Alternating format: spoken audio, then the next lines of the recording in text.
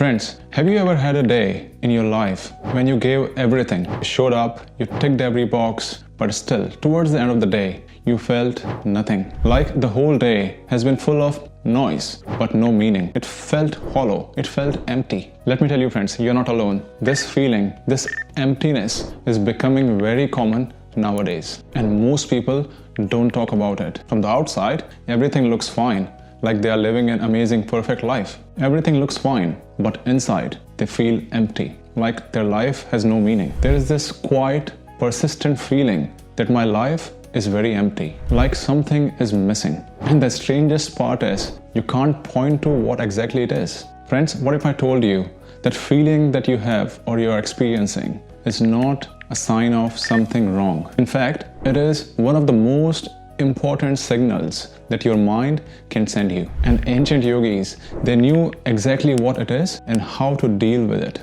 First of all, you are not broken and you are not weak, and you do not need another life to fix this. Here is exactly what is happening. Look, we live in a world that teaches us to constantly live in motion, teaches us to constantly keep moving, keep doing, keep practicing, keep working out, stay ahead, stay relevant. So we follow, we stay busy, we try our best to compete, we try and fill every single moment, work, we scroll, we make plans, we chase goals, because being still feels uncomfortable. But here is the truth nobody tells us. Busyness is not filling the emptiness. In fact, it is just holding it. It is hiding it. And here is a big difference between being busy, keeping ourselves busy, and feeling empty. In yogic philosophy, there is a word called Avidya, meaning lack of knowledge. Or maybe you can simply call it ignorance. It actually means forgetting what we truly are. Let me explain this in a very simple language. Let's say you wear a jacket. You wear it every single day for years, for so long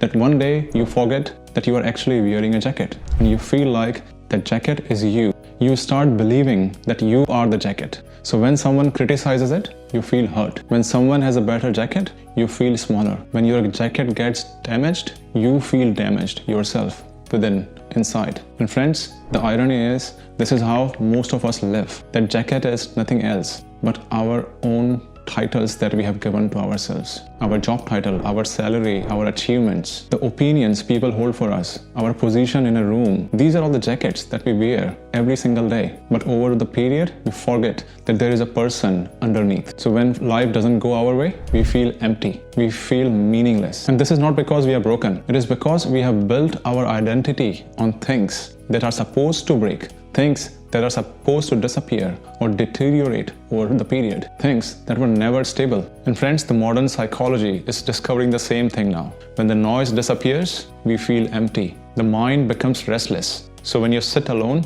it chases different thoughts. Am I doing enough? Am I earning enough? Am I behind in my life? What do people think of me? Why don't I feel happy? And the mind just keeps searching. Not just because something is wrong with us. It's just because no one has taught us how to just be with ourselves. And here is the trap. We feel that the next achievement will fill this up. Next salary, next job, next spouse, the next vacation, the next milestone. And it actually does work for a few days, only for a few days. You feel good, but then the emptiness appears. It comes back. And that is exactly why most of the people feel exhausted today. They are constantly running. They are constantly chasing. But emotionally, they feel stuck at the same place. A few years ago, I went through the same thing. Stable income, busy life, many friends. Honestly, from the outside, my life looked perfect. But at night, when everything calmed down, I felt hollow from within. So I did what most people do, try to keep myself more busy. And that's exactly what I've done. More goals, more plans, more trips, more distractions. But nothing lasted. The emptiness always returned. But one day everything changed when I listened to a talk from a yoga teacher. And the teacher said a very simple thing. You are trying to fill your inner emptiness with outer achievements. And that sentence hit me like a truck. Because for the very first time, I realized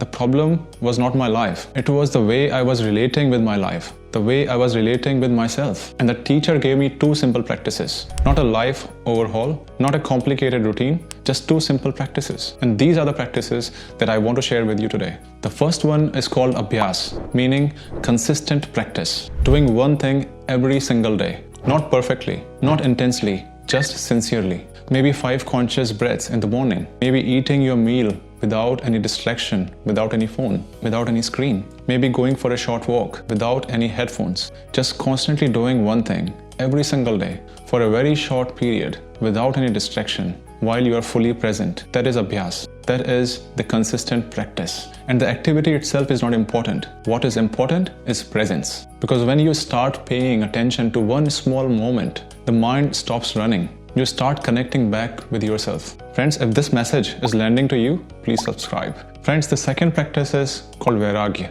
meaning detachment. And it is powerful. It simply means not demanding results from every single action, not hoping for an outcome from every single experience. Most of us treat every single moment as a transaction. What I get when I do this? What is in it for me? But friends, peace does not work that way. Go for a walk, not to burn calories, but to feel the fresh air, to feel nature around you. Drink tea, not while checking your emails, but to actually taste the tea. Spend time with someone, not because they are useful to you, but because you genuinely want to be with that person. Exercise, not because you hate your body, but because you really want to care for it. It needs care. Read a book, not to become smarter, but because learning can be really beautiful. And pray, not to fix your life, but to make that connection, to feel that connection, genuinely feel that connection with the Almighty. Friends, we have become so goal-driven that even finding peace feels like a project. We meditate to optimize. We journal to become successful. We relax so that we can work harder tomorrow. And slowly, even healing becomes a performance. But Vairagya, detachment, simply asks, can you simply do something